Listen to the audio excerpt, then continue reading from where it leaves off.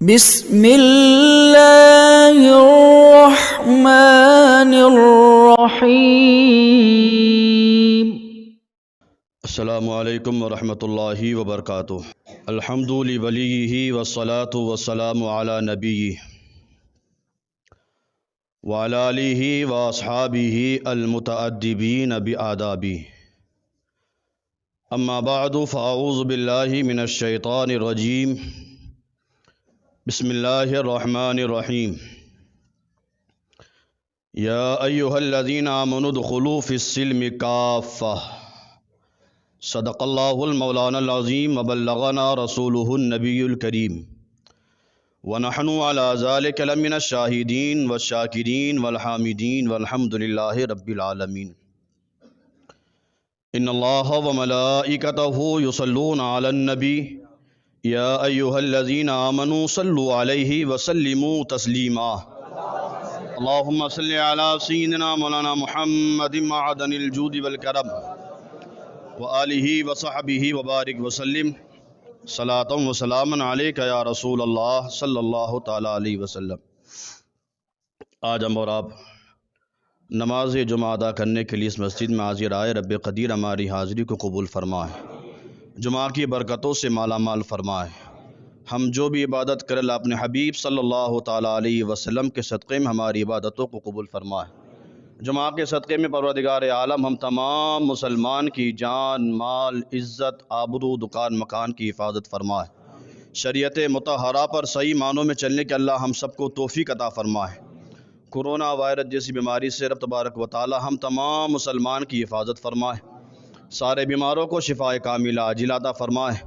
اللہ تعالیٰ اپنے حبیب صلی اللہ تعالیٰ علیہ وسلم کے صدقے میں ہم تمام مسلمان کو مسلک اعلیٰ حضرت پر استقامت عطا فرمائے۔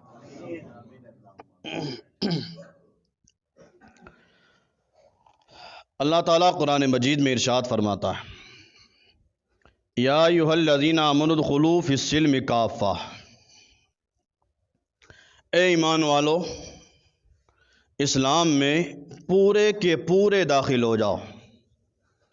یہ حکم ہے ایمان والوں کے لیے جنہوں نے لا الہ الا اللہ محمد رسول اللہ کا کلمہ پڑھا ہے، جو ایمان لے آئے ہیں انہی ایمان والوں سے رب حکم دے رہا ہے کہ جب ایمان لائے ہو تو اب اسلام میں پورے کے پورے داخل ہو جاؤ۔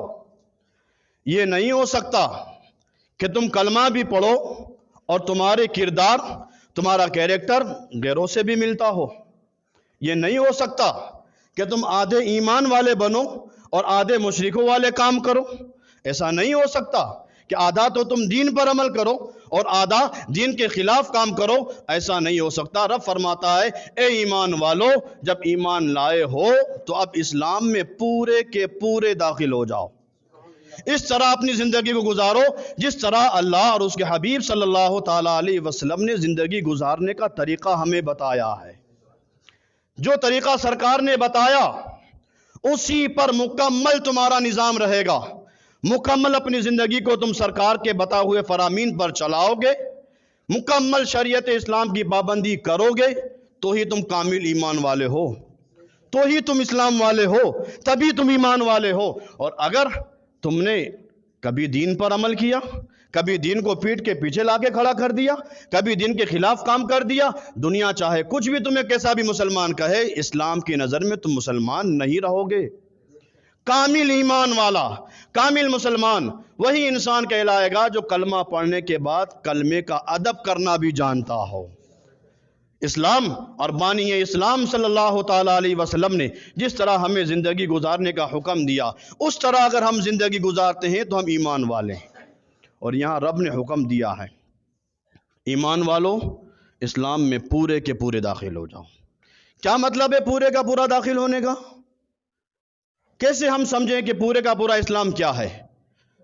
تو مختصر میں یہ سمجھ لیں کہ اللہ رسول نے جس بات کو حلال کہا ہم اسے حلال مانیں، اور اللہ رسول نے جن باتوں کو حرام قرار دیا وہ ہم اس کو حرام مانیں۔ اس میں ذرہ برابر کی گنجائش نہیں ہے، ذرہ برابر انگلی رکھنے کی گنجائش بالکل نہیں ہے۔ اللہ رسول نے جسے حلال کر دیا ہمیں دل و جان سے تسلیم کرنا پڑے گا۔ آمنا و صدقنا کہنا پڑے گا. ہم اس پر ایمان بھی لائیں گے اور اس پر تصدیق بھی کریں گے جسے اللہ رسول نے حلال کہا اور اللہ رسول نے جسے حرام قرار دیا. دنیا کی کوئی طاقت اسے حلال نہیں کر سکتی. مکمل اسلام میں داخل ہونے کا مطلب کیا ہے؟ کیسے مکمل اسلام میں داخل ہو جائیں؟ آج چند دنوں پہلے آپ نے پیپر میں پڑھا ہوگا، آج ہمارا کردار، ہمارا کیریکٹر ہم نے اتنا بھلا دیا ہے کہ آج ہماری مسلم بچیوں کو پردے سے روکا گیا. کس لیے روکا گیا؟ ہم نے کبھی اس پر سوچا، کبھی تصور کیا کہ آج پردے پر اتنی پابندیاں کیوں آ رہی ہے؟ ہندوستان وہ دیش ہے، ہندوستان کے اندر ہر مذہب کے ماننے والوں کو ان کے مذہب پر عمل کرنے کی اجازت ہے. یہ ہمارا آئین ہمیں حکم دیتا ہے، بھارت کا سنویدھان ہمیں یہ حکم دیتا ہے کہ اگر تم بھارت میں رہتے ہو تم اپنے مذاہب پر عمل کر سکتے ہو. لیکن آج چند سالوں سے آپ نے دیکھا ہوگا کہ مسلمان اگر ٹوپی پہنے تو بھی اعتراض، مسلمان اگر داڑھی رکھے تو اس پر بھی اعتراض، مسلمان کی عورتیں اگر نقاب پہنے تو اس پر بھی اعتراض، حجاب باندھے تو اس پر بھی اعتراض. آخر اس کی وجہ کیا ہے؟ آخر اتنی پابندیاں کیوں لگائی جاتی ہے؟ تو یاد رکھنا، ہم نے اسلام سے منہ کو موڑا، ہم نے دین سے اپنے آپ کو موڑ دیا. اگر ہماری ماں بہنیں مکمل حجاب پہنتی، مکمل نقاب کرتی، دنیا میں کسی بھی انسان کے اندر طاقت نہیں کہ ہماری عورتوں کی طرف نگاہ اٹھا کر دیکھے.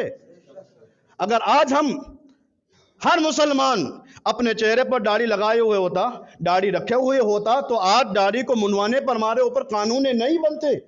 اور آج ہمارے مسلمان نکاح تو دھام دھوم سے کرتے ہیں، لیکن جب کچھ رنجشیں ہوتی ہے فوراً وکیلوں کے پاس، فوراً کورٹ کے اندر جا کر پہنچ جاتے ہیں. آج اگر ہماری قوم کے نوجوان کورٹ میں نہ گئے ہوتے اور طلاق کے فیصلے کورٹ سے نہ دلائے ہوتے تو آج طلاقوں پر بھی پابندی کورٹ نہ کرتا، مسجد کا امام کرتا. لیکن آج ہم نے اس کے اوپر کوئی دھیان نہ دیا. ہم نے ہمارے مذہب کے رہنماؤں کو، ہم نے اپنے علماء کو، ہم نے اپنے مفتیان کرام کو تو بس ایک ملا سمجھ کے رکھا ہے. ہم نے یہ سمجھا ہے کہ ان کا کام ہے خالی نماز پڑھانا، ان کا کام ہے بچہ پیدا ہو تو کان میں اذان دینا، ان کا کام ہے کہ جب کسی کا انتقال ہو جائے تو جنازہ پڑھنا. جو امام تمہارے بچے کی پیدائش پر کان میں اذان دیتا ہے، تمہارا بچہ مرتا ہے تو آخر میں اس کی نماز جنازہ پڑھتا ہے، اور نماز جنازہ پڑھانے کے بعد بھی اس کی قبر پر فاتحہ پڑھتا ہے. دنیا کے تمہارے سارے نظام تو تمہاری مسجد کا امام کرتا ہے، اور بڑے بڑے فیصلے تم کورٹ سے جا کر کرواؤ گے. اور جب کورٹ کے پاس جا کر کرواؤ گے تو ایک دن وہ حکم آئے گا کہ کورٹ یہ بھی فیصلہ کرے گی کہ طلاق کس طرح دی جائے. اسلام کے قانون کو بدلا جائے گا. یہ اسلام کے قانون کو جو آج کچھ بدلا جا رہا ہے وہ ہماری کرتوتوں کی وجہ سے بدلا جا رہا ہے. آج ہم نے مکمل پردے کا اہتمام نہیں کیا. آج مجھے پردے کی وضاحت پر ہی بتانا ہے. ہم نے پردے کو ایک قید خانہ سمجھ لیا، اور جو طبقہ جیسی بات کرتا ہے ہم اسی کی ہاں میں ہاں ملاتے ہیں. اگر مغربی دنیا والے، اسلام دشمن طاقت نے کہہ دیا کہ یہ پردہ قید خانہ ہے، ہمارا مسلمان ہاں پردہ تو قید خانہ ہے. ہمیں اوروں کی بات سننے کے لیے اللہ نے نہیں بھیجا ہے، اللہ نے اس دنیا میں ہمیں بھیجا ہے اپنے حبیب کی بات سننے کے لیے بھیجا ہے. ہم اپنے حبیب کی سنیں، ہم اپنے نبی کی سنیں. دنیا کیا کہتی ہے ہمیں اس کی کوئی پرواہ نہیں. اللہ رسول ہمارے بارے میں کیا کہتے ہیں ہم اس کی پرواہ کریں. ہم یہ دیکھیں اللہ رسول ہمارے بارے میں کیا حکم دیتے ہیں. جب اللہ رسول نے ہمیں پردہ کرنے کا حکم دیا تو پھر ہم پردے سے پیچھے کیوں ہٹ رہے ہیں؟ پڑھیے قرآن. قرآن میں اللہ ارشاد فرماتا ہے، یہ میں اپنے گھر کی بات نہیں، کوئی یہ نہ کہے کہ مولانا نے اپنی طرف سے کہا ہے، قرآن کا حوالہ دے رہا ہوں. قرآن میں رب ارشاد فرماتا ہے، یا ایھا النبی قل لازواجک وبناتک ونساء المؤمنین یدنین علیہن من جلابیبہن. رب ارشاد فرماتا ہے، حبیب آپ حکم دے دیجئے، اے نبی آپ حکم دے دیجئے. کس سے؟ رب پہلے حکم دیتا ہے، پہلے تو حکم دیجئے اپنی بیویوں کو. یا ایھا النبی قل لازواجک، اے نبی حکم دیجئے سب سے پہلے اپنی بیویوں کو. معلوم ہوا اگر دنیا میں کوئی نظام لانا ہے تو پہلے اپنے گھر سے شروع کرنا ہوگا. دنیا میں کوئی بھی بدلاؤ لانا ہے کسی نظام پر عمل کرانا ہے، اگر ہم یہ چاہتے ہیں کہ جو میں کہوں وہ ساری دنیا کے لوگ میری بات مانیں، تو پہلے کم سے کم اپنے گھر پر تو کروائیں۔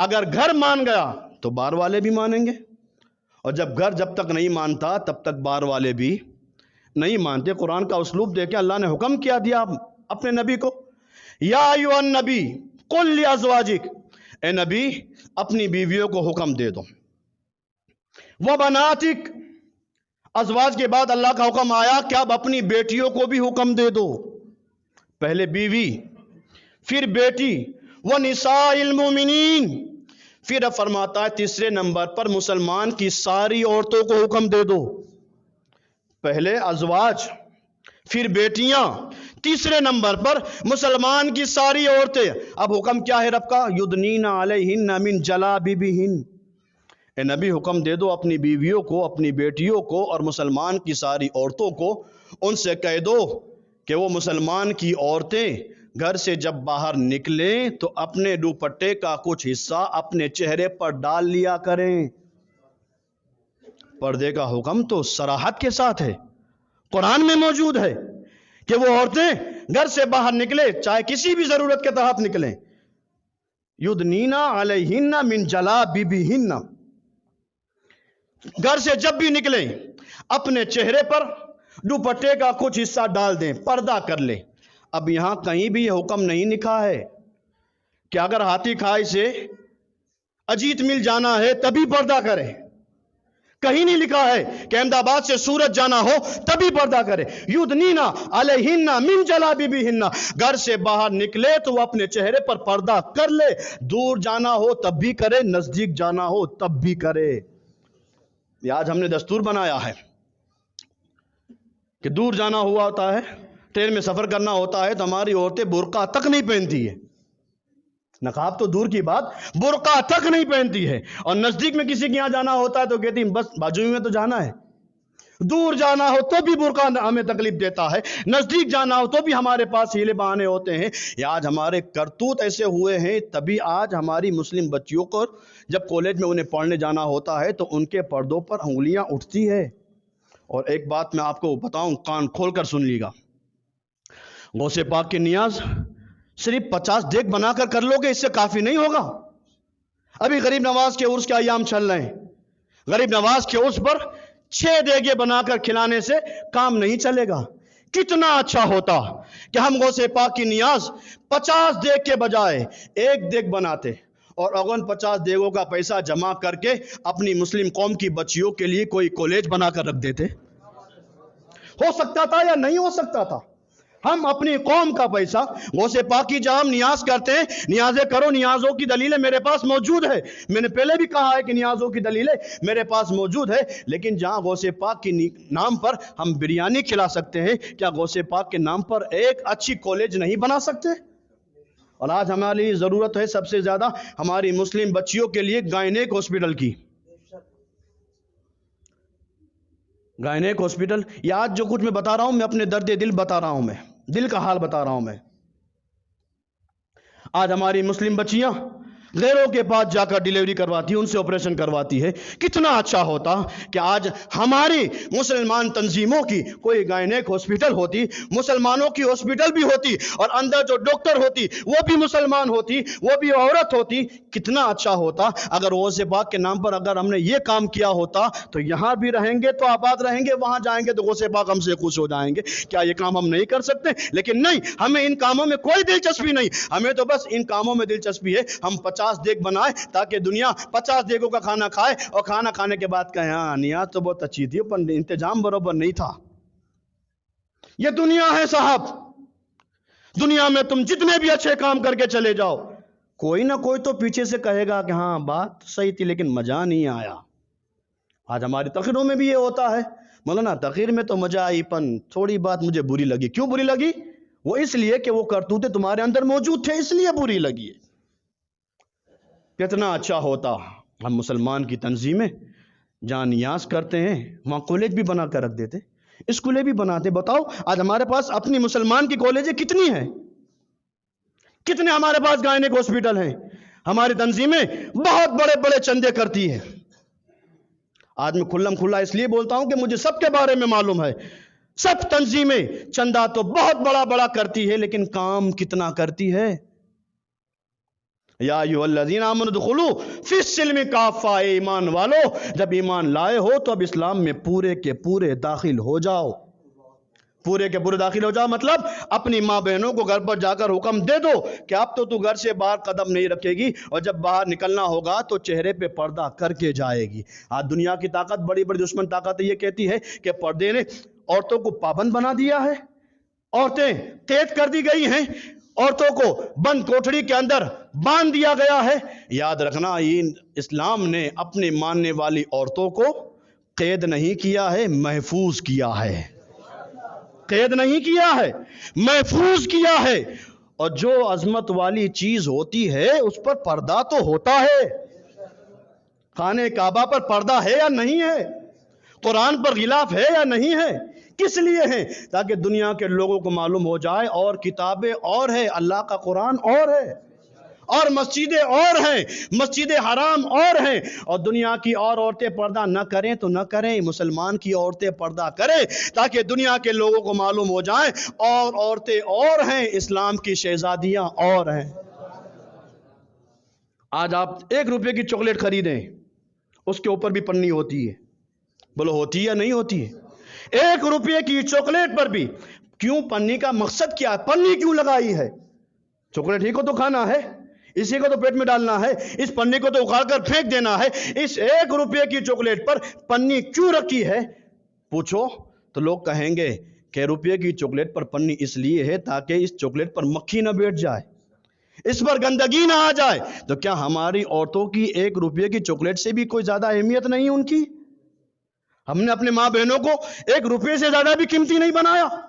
ہماری مسلمان کی عورتیں اتنی قیمتی ہے، اتنی عظمت والی ہے. سرور عالم صلی اللہ تعالیٰ علیہ وسلم ایک مرتبہ صحابہ کے جرمٹ میں بیٹھے ہیں اور عورتیں آ گئی، اور عورتوں نے آ کر عرض کی، یا رسول اللہ، یہ مرد لوگ میدان میں جاتے ہیں، دشمنوں سے لڑتے ہیں، اور جب دشمن کو مارتے ہیں تو غازی بنتے ہیں، اور دشمن ان کو مارتا ہے تو شہید بنتے ہیں. اگر یہ مرد لوگ میدان میں جب جاتے ہیں دشمن کو ماریں تو غازی، اور دشمن اگر ان کو مار دے تو یہ شہید، اور یہ جب شہید ہوتے ہیں تو جنت کی حوریں ان کا استقبال کرتی ہے، جنت کی حوریں ان کا استقبال کرتی ہے. اب ان عورتوں نے آ کر عرض کی، یا رسول اللہ، نیکیوں میں مرد تو ہم سے آگے بڑھ گئے. کس لیے آئی تھی؟ پراپرٹی کے لیے نہیں، اپنی ذاتی مفاد کے لیے نہیں. ان عورتوں نے آ کر عرض کیا، رسول اللہ، یہ مرد حضرات یہ جنگ میں جو جاتے ہیں کبھی غازی بنتے ہیں، کبھی شہید بنتے ہیں. جب شہید بن جاتے ہیں تو جنت کی حوریں ان کا استقبال کرتی ہے. یا رسول اللہ، یہ مرد ہم سے نیکیوں میں آگے بڑھ گئے، ہم ایسی کون سی نیکی کریں کہ ہم بھی مردوں سے نیکیوں میں آگے بڑھ جائیں؟ عورتوں کو اجازت تو ہے نہیں کہ میدان جنگ میں آئیں. جس اسلام نے عورتوں کو مسجد میں نہ آنے دیا ہو، جنگ میں نہ آنے دیا ہو، وہ اسلام کب اجازت دے گا کہ تم فلاں بابا کے عرس کے موقع پر ان کے مزار پر جاؤ؟ جہاں مسجدوں سے روکا گیا ہے، میدان جنگ میں جانے سے روکا گیا ہے، تو اس بابا کے عرس پر مزار پر جانے کی اجازت اسلام دے گا؟ ہم کب ان باتوں پر آئیں گے؟ اور آج سب سے بڑا پیر وہی ہے جن کے پاس زیادہ عورتیں ہوں. سب سے بڑا پیر ہے، اور وہ پیر خالی پیر نہیں، امیر پیر ہے. کیونکہ وہ عورتیں جانتی ہیں نا کہ اس بابا کو ہمارے ہاتھ میں رکھنا ہے تو کتنا نذرانہ دینا ہے. اسلام اس کی اجازت نہیں دیتا. ہم اپنے آپ کو بدل ڈالیں، اپنے آپ پر تصور کریں، کبھی اس بارے میں سوچیں. اسلام نے جن باتوں کا ہمیں حکم دیا ہے ان باتوں ہی تک محدود رہیں. اسلام میں نہ کبھی آگے افراط ہے، نہ تفریط ہے، نہ بہت ضرورت سے زیادہ اس پر پابندیاں ہیں، نہ ضرورت سے زیادہ ڈھیل ہے اس کے اوپر. اسلام ایک کامل مذہب ہے، اسی کامل مذہب پر ہم عمل کریں. اسلام نے جو پردے کا ہمیں حکم دیا ہے اس پردے پر آج ابھی آپ نے چند دنوں پہلے دیکھا ہوگا، غریب نواز کے عرس کے موقع سے پہلے غریب نواز کے آستانے پر ایک مسلم لڑکی برقع پہن کر غریب نواز کے سامنے، درگاہ کے سامنے جو مسجد ہے، اس مسجد کے صحن میں کھڑے ہو کر ٹک ٹاک پر ویڈیو بنا رہی ہے. کیا یہ ہمارے لیے شرم سے ڈوبنے کے لیے اتنا کافی نہیں تھا؟ ہم نے اپنی قوم کی بچیوں کو کہاں لا کے کھڑا کر دیا؟ ان عورتوں نے آ کر عرض کی یا رسول اللہ یہ مرد تو نیکیوں میں آگے بڑھ گئے، ہم نیکیوں میں پیچھے رہ گئی، یا رسول اللہ ہم کون سا ایسا کام کریں کہ نیکیوں میں ہم بھی مردوں سے آگے بڑھیں؟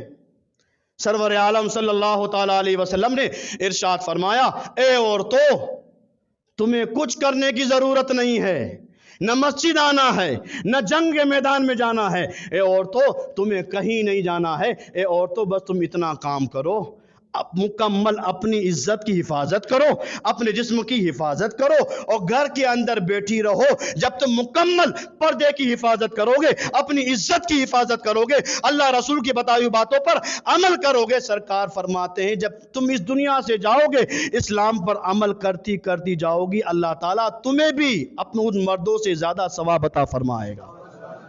مردوں سے زیادہ ثواب اللہ ان عورتوں کو عطا فرمائے گا جو گھر میں بیٹھی رہے گی، جو اپنی عزت کی حفاظت کرے گی، اپنے چہرے پر پردہ ڈالے گی اور گھر کے اندر بیٹھی رہے گی۔ گھر کے اندر عورتوں کو بٹھانا قید نہیں ہے، محفوظ ہے۔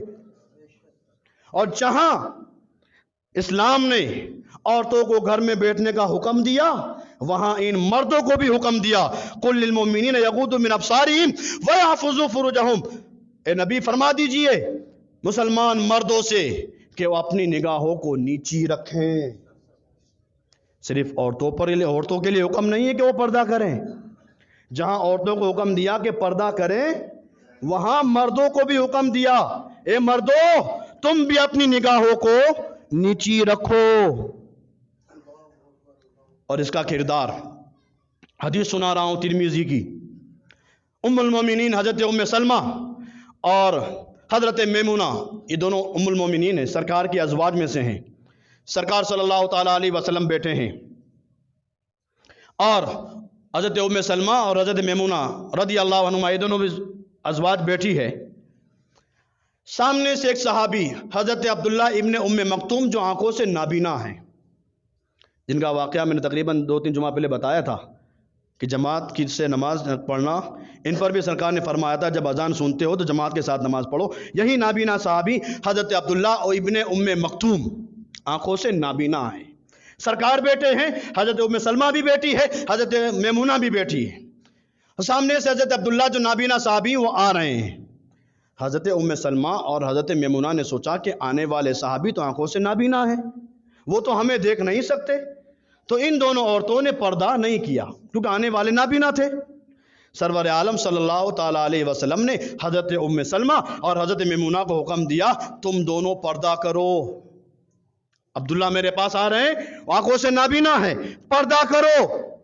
حضرت ام سلمہ نے عرض کی یا رسول اللہ جو عبداللہ آ رہے ہیں وہ تو نابینا ہیں، جو آ رہے ہیں وہ تو نابینا ہیں۔ سرور عالم صلی اللہ تعالیٰ علیہ وسلم نے ارشاد فرمایا آنے والا نابینا ہے، تمہارے پاس تو آنکھیں ہیں، آنے والا نابینا ہے، تمہارے پاس تو آنکھیں ہیں، تم تو دیکھ رہی ہو۔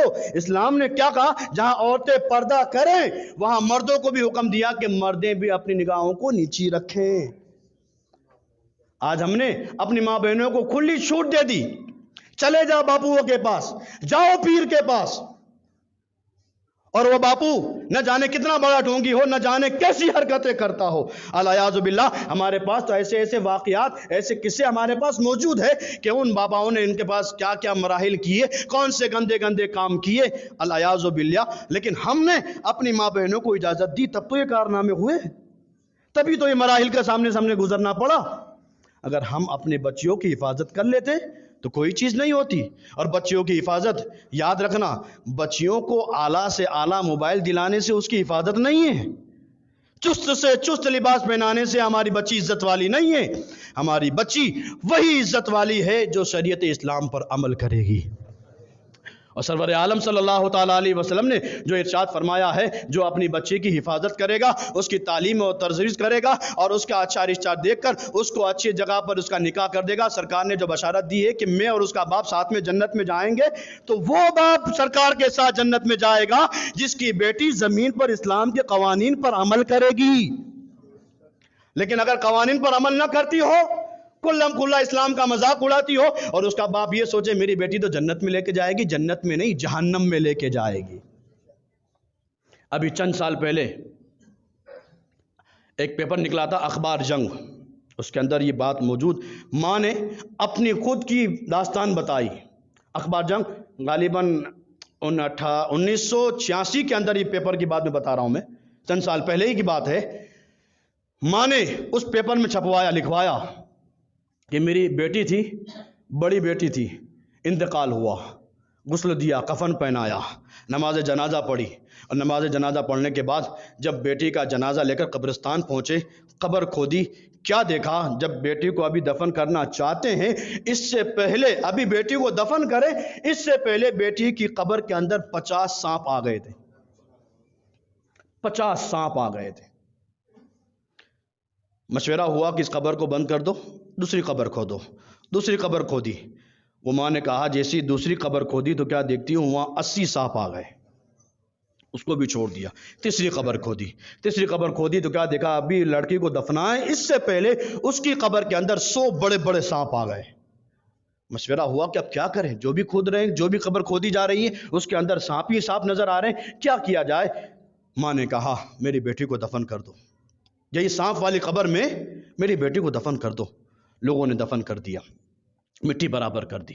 قبرستان سے باہر نکلے، لوگوں نے ماں سے پوچھ لیا، اے عورت بتا تو صحیح، تیری بیٹی کون سا گناہ کرتی تھی؟ تیری بیٹی کے لیے 3 قبریں کھودی اور تینوں قبروں میں سانپ ہی سانپ نظر آئے ہیں، ابھی تو دفنایا نہیں، اس سے پہلے سانپ نظر آئے ہیں، دفنا دیا، اب تو اس کے ساتھ قبر میں کیا حشر ہو رہا ہوگا وہ تو خود ہی جانتی ہے۔ اے عورت تیری بیٹی تھی، تو بتا تو صحیح تیری بیٹی کون سا گناہ کا کام کرتی تھی؟ اس ماں نے اپنے آنسو پوچھتے ہوئے لوگوں سے کہا، اے لوگو، میری بیٹی فیشنیبل زمانے پہ آ گئی تھی اور وہ ایسے گندے گندے لباس اور گندے گندے بال کٹواتی تھی۔ میری بیٹی مردوں کی چال کی طرح چلتی تھی، مردوں کے سامنے کھلم کھلا جاتی تھی، بے پردگی کے ساتھ جاتی تھی، جس کا انجام ابھی مری ہے، قبر نہیں گئی، اس سے پہلے اللہ نے اس کی قبر میں سانپ کو رکھ دیا ہے، بے پردگی کے سبب، بے پردگی کے سبب ابھی اس کو دفن نہیں کیا، اس سے پہلے اس کی قبر میں سانپ آ گئے ہیں۔ ہم میں سے کون انسان ہے جو یہ چاہتا ہو کہ میری بیٹی قبر میں جائے اس سے پہلے اس کی قبر میں سانپ آ جائے؟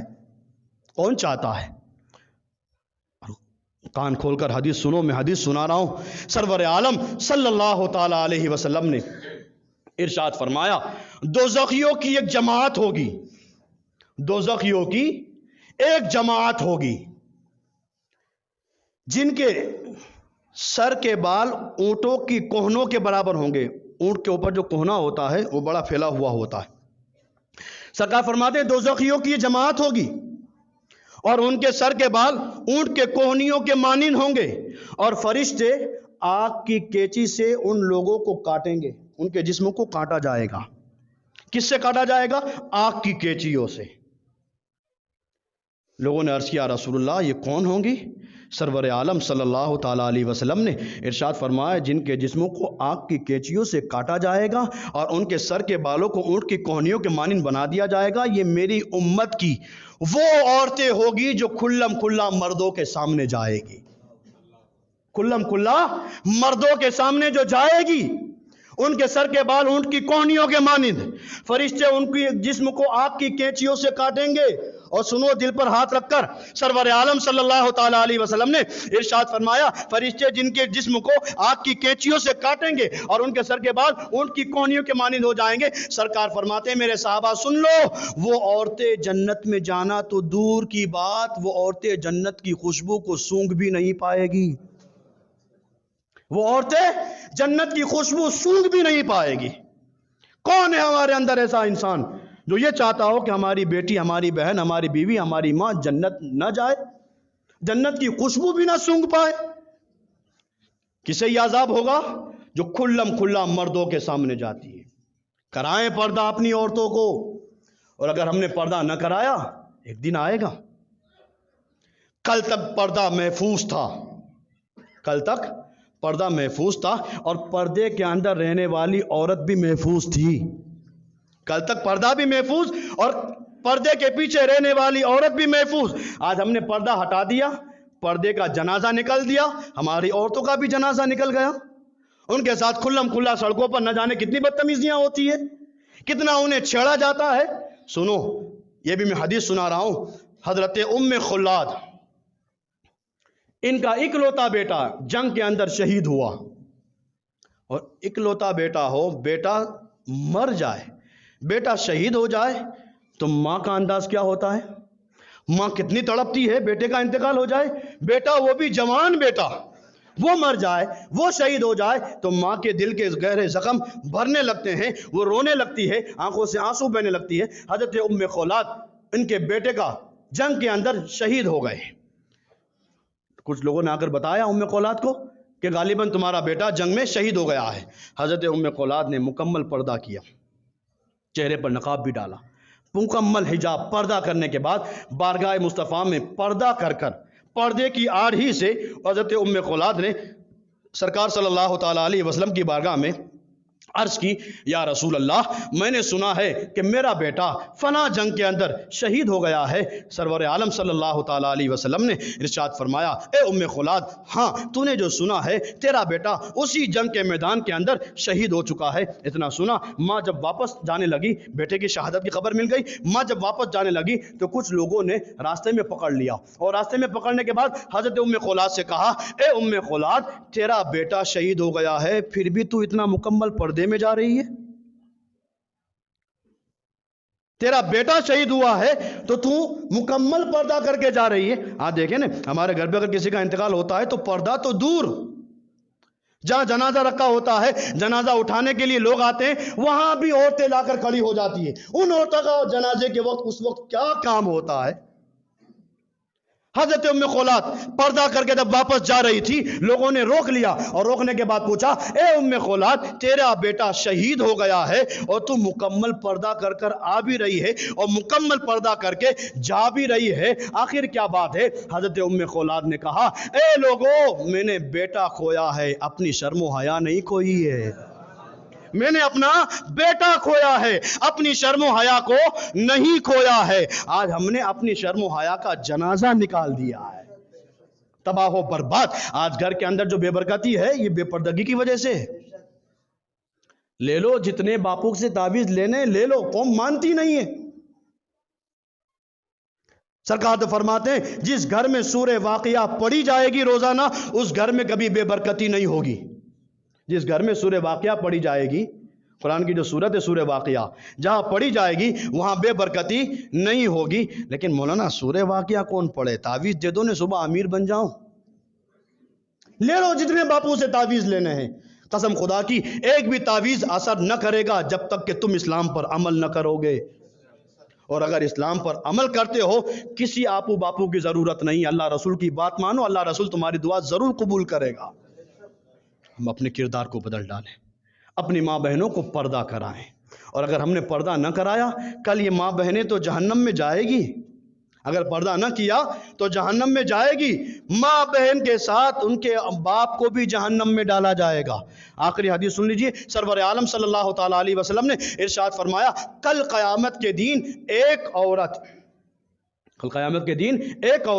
4 مردوں کو جہنم میں لے جائے گی۔ ایک عورت 4 مردوں کو جہنم میں لے جائے گی۔ صحابہ کرام نے عرض کیا، رسول اللہ کہ وہ کیسے؟ سرکار نے ارشاد فرمایا، ایک عورت کو اللہ کی بارگاہ میں حاضر کیا جائے گا، وہ حاضر ہونے کے بعد اللہ تعالیٰ ارشاد فرمائے گا، اس کا نامہ اعمال دیکھو۔ فرشتے نامہ اعمال دیکھنے کے بعد عرض کریں گے، مالک گنہگار ہے، خطا کار ہے، خوب گناہ کیے ہیں، بہت بے پردگی کی ہے، نماز کی بھی پابندی نہیں، سخت سے سخت گناہ کر آئی ہے۔ اللہ ارشاد فرمائے گا، اس کو جہنم میں ڈالو، گنہگار ہے، جہنم میں ڈالو۔ وہ عورت اللہ کی بارگاہ میں ہاتھ باندھ کر عرض کرے گی، مالک تیرا حکم ہے مجھے جہنم میں جانے کا، میں جہنم جا رہی ہوں، لیکن مالک میرا ایک باپ تھا، میرا باپ اگر میری اچھی پرورش کرتا تو آج میں جہنم میں نہیں جنت میں جاتی، میں جہنم میں نہیں جنت میں جاتی اگر میرا باپ میری پرورش کرتا۔ رب ارشاد فرمائے گا، فرشتوں اس کے باپ کو پکڑ کے لیا، باپ کو پکڑ کے لایا جائے گا۔ اللہ ارشاد فرمائے گا، تو اس کا باپ تھا، ساری خواہشات پوری کرتا تھا، اگر تو اسلام کے قوانین بھی سکھاتا تو تیری عورت، تیری بیٹی اس پر عمل کرتی، لیکن تو نے اس کو کوئی قوانین نہ سکھائے۔ اللہ ارشاد فرمائے گا، فرشتوں اس عورت کا بھی ہاتھ پکڑو، اس کے باپ کا بھی ہاتھ پکڑو، دونوں کو جہنم میں ڈالو۔ وہ عورت پھر عرض کرے گی، مالک میرا ایک بھائی بھی تھا، میرا بھائی مجھے سمجھاتا، میں سمجھ جاتی، بھائی کو بلایا جائے گا، اللہ ارشاد فرمائے گا فرشتوں اس عورت کا بھی ہاتھ پکڑو، باپ کا بھی ہاتھ پکڑو، بھائی کا بھی ہاتھ پکڑو، دونوں تینوں کو جہنم میں ڈال دو۔ وہ عورت عرض کرے گی، یہ مالک میرا ایک بیٹا بھی تھا، میرا بیٹا اگر مجھ سے ضد کر کے منواتا میں بات مان جاتی، لیکن میرے بیٹے نے بھی کوئی ضد نہیں کی، دنیا کی بات کے لیے ضد کی، آخرت کی کوئی بات کے لیے ضد نہیں کی۔ رب ارشاد فرمائے گا بیٹے کو بھی بلاؤ، بیٹے کو بھی حکم دیا جائے گا، فرشتوں کو حکم دیا جائے گا، فرشتوں باپ کا ہاتھ پکڑو، بھائی کا ہاتھ پکڑو، بیٹے کا ہاتھ پکڑو، عورت کا ہاتھ پکڑو، جہنم میں ڈالو۔ وہ عورت پھر عرض کرے گی، مالک میرا ایک شوہر بھی تھا، شوہر کو بھی بلایا جائے گا۔ شوہر سن لے کان کھول کر، مولانا بیوی مانتی نہیں ہے، کیسے نہیں مانتی؟ کیوں نہیں مانے گی؟ اگر تم اللہ رسول کی مانو گے تو تمہاری اولاد، تمہاری بیویاں بھی تمہاری بات مانے گی، اور اگر تم اللہ رسول کی مخالفت کرو گے تو تمہاری اولاد بھی تمہارا کہاں نہیں مانے گی۔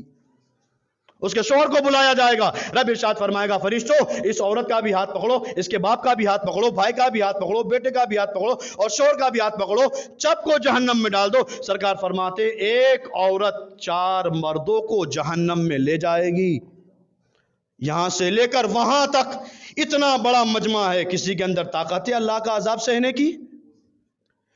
دے سکتا ہے اللہ کے عذاب کو کوئی چیلنج؟ جا سکتا ہے کوئی جہنم کے عذاب کے اندر؟ اگر نہیں جانا چاہتے ہیں، اگر ہم جنت میں جانا چاہتے ہیں تو ہمیں اسلام کے پورے قوانین پر عمل کرنا ہوگا۔ خدا را اللہ کے واسطے آج سے یہ عہد کر لو، ہماری ماں بہنیں گھر کے باہر بغیر پردے کے قدم نہ رکھے گی۔ انشاءاللہ اگر ایسا عمل ہم کریں گے ہماری دنیا بھی آباد رہے گی اور آخرت بھی آباد رہے گی۔ اللہ تعالی ہماری حاضری کو قبول فرمائے۔ انیب ماسٹر کی بیوی اور اجمل حسین، شاہین بانو، روبینہ بانو، سبانہ بانو اور ہمارے قاسم محمد ساحل، یہ لوگ بیمار ہیں، ان کے لیے دعا کہ اللہ تعالیٰ اپنے حبیب کے صدقے میں ان کو شفا کاملہ عاجلہ عطا فرمائے۔ وآخر دعوانا ان الحمد للہ رب العالمین۔ کھڑے ہو جائیں، سنت ادا کریں۔